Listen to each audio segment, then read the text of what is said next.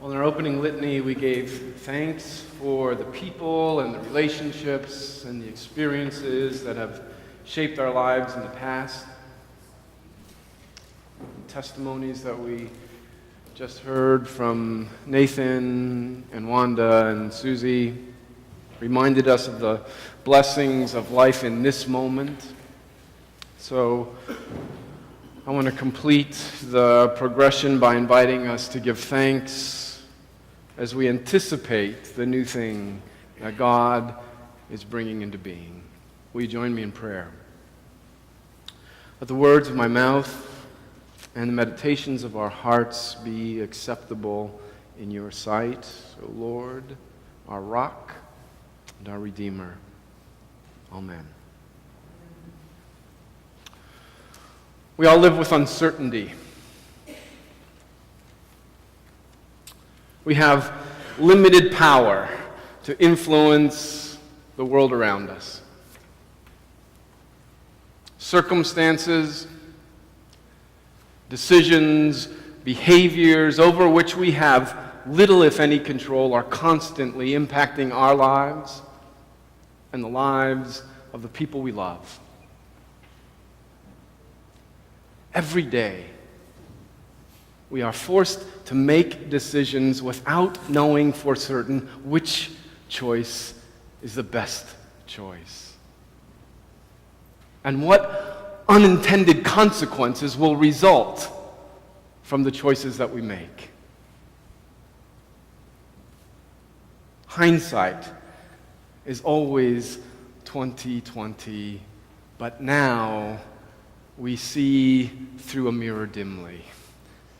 And so our choices are always made in uncertainty. But our best choices are always choices that depend on our willingness to hold in tension the traditions of our past and the innovations of the future. Those two things, tradition and innovation, stability and change, are not mutually exclusive. On the contrary, they make an essential polarity that we must constantly hold. On days like today, when we are all together in one place, when some of us are moving from one phase of life into a new phase of life, it is important that we pause to remember and to give thanks for all of the people who brought us to where we are today. We would not be here without the love and the support and the encouragement and the sacrifices of those who have made a way for us. Family members and teachers, mentors, leaders, classmates, friends, colleagues, neighbors, church members. None of us have gotten where we are on our own accord.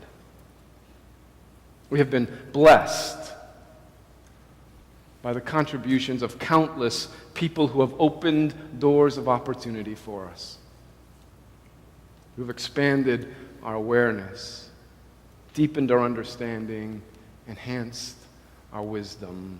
It is important that we look back and remember where we came from and how we got here. But if we linger too long, then we get tangled in nostalgia. And looking back begins holding us back.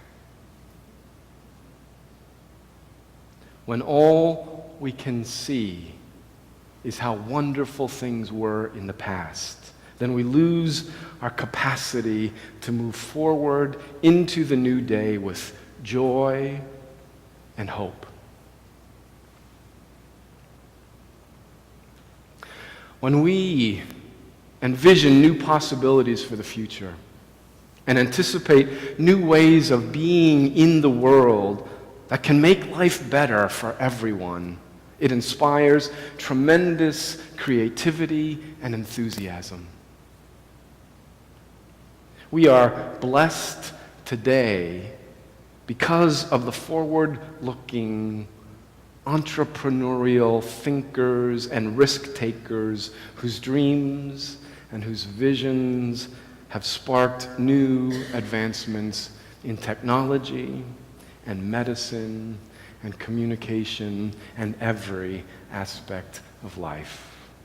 The world has changed profoundly in just this last decade.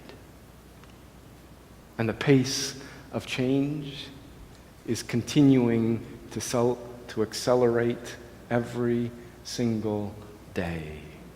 It's exciting to dream about the possibilities for the future.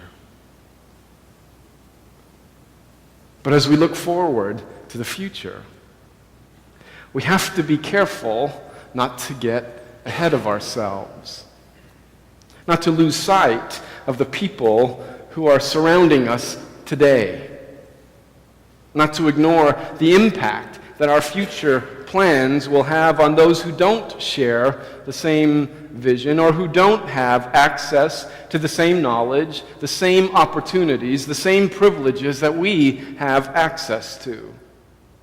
If we only look ahead, then we lose sight of those who are following after us. We forget about our obligation to bring everyone along with us so that no one gets left behind. Today, the 136th Psalm reminds us that giving thanks is one of the great spiritual practices that makes us mindful of those blessings that fill our lives with joy. The people who share their love with us, the acts of compassion that lighten the burdens we carry, the opportunities we have to touch the lives of others and become a source of blessing. Today we give thanks both for tradition and innovation, for stability and change. As people of faith, we have to stop and turn around, and we have to look forward and anticipate things unseen. We have to look back and remember where we've been and how we got to where we are today, because that's where we find the courage and the wisdom and the faith to continue moving forward into the future with hope and with joy.